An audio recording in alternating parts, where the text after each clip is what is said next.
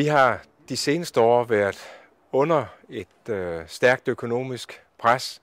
Det har betydet hårde prioriteringer, det har desværre også betydet afskedelser.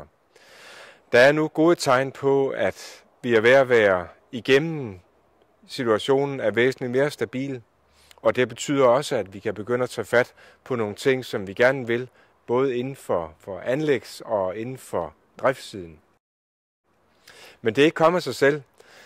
Det skyldes blandt andet, at I har medvirket aktivt, vist mådehold og ansvarlighed, og det er det, vi nu kan høste frugten af, og det vil vi gerne have lov til at sige rigtig mange tak for. Investeringer i nybyggeri er vigtigt. Investeringer i medarbejderne er endnu vigtigere. Det har været kommunens personalepolitik at investere i sundhed og trivsel for medarbejderne lige siden kommunen den blev født tilbage i 2007. Det blev kronet med, at vi jo for nylig fik den flotte pris som Fyns sundeste arbejdsplads. Der er også grund til at takke alle medarbejdere for den indsats, der er, og kronen på værket blev så fornem en pris. Vi har så også fået den rigtig gode sidegevinst. De mål, vi har sat os i omkring vores sygefraværsindsats, har sundhed- og trivselsindsatsen bidraget til, at vi for 3. år i træk kan konstatere, at sygefraværet på Assens Kommunes arbejdspladser er faldende. Det synes jeg, vi sammen skal glæde os over.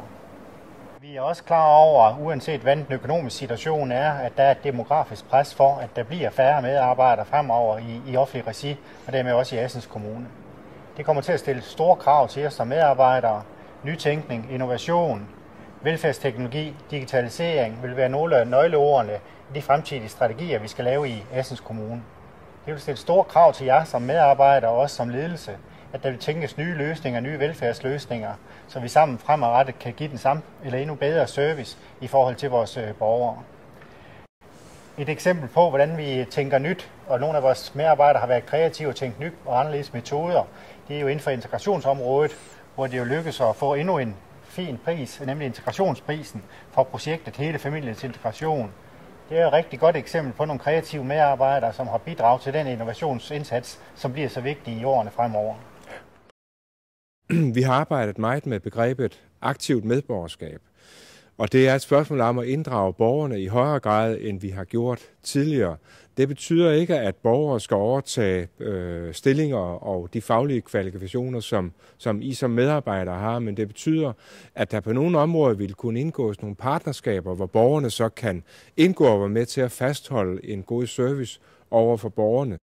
Det skal vi i den kommende tid i dialog både med frivillighedsorganisationerne, men bestemt også med alle medarbejdere om, hvordan vi så kan udvikle det i fællesskab.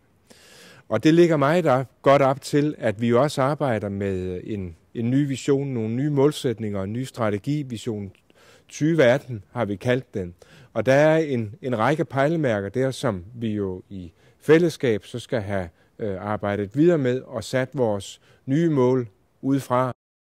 Det bliver spændende at tage fat på den del, men vi vil gerne have lov til at ønske jer og jeres familie en rigtig god jul og et godt nytår og sige rigtig mange tak for det samarbejde, vi har haft i løbet af 2011.